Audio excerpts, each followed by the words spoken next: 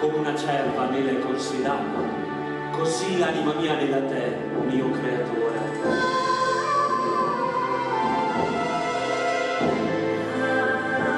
Ma dove sei, mio Signore? Dove sei?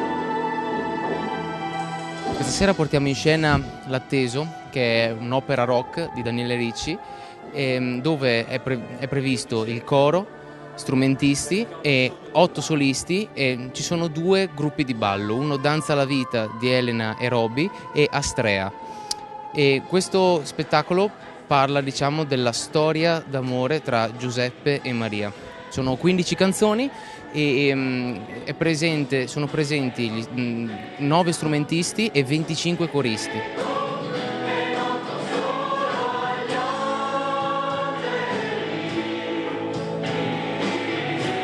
Facciamo parte del gruppo Scuola Danza Vita di Poggiorusko e il gruppo Astrea di Sermide. All'interno di questo spettacolo ci curiamo la parte coreografica, quindi con elementi di danza moderna, contemporanea e anche elementi acrobatici andiamo, diciamo, a rappresentare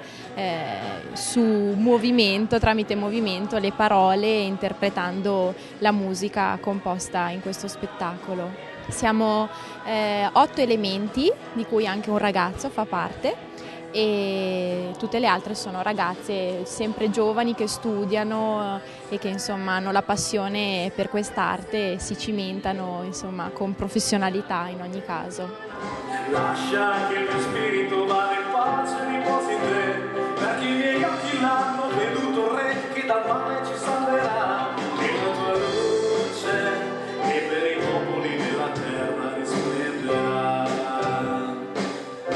L'iniziativa è certamente molto importante anche per il numero di persone coinvolte e per il tempo che hanno saputo dedicare, così elaborando un lavoro secondo me molto bello e importante, mettendo insieme diverse capacità e competenze, e questo è già una sfida. Far uscire di casa e far sì che le persone condividano un progetto. È una cosa estremamente importante, soprattutto oggi dove ci rintaniamo in casa e ognuno pensa a se stesso.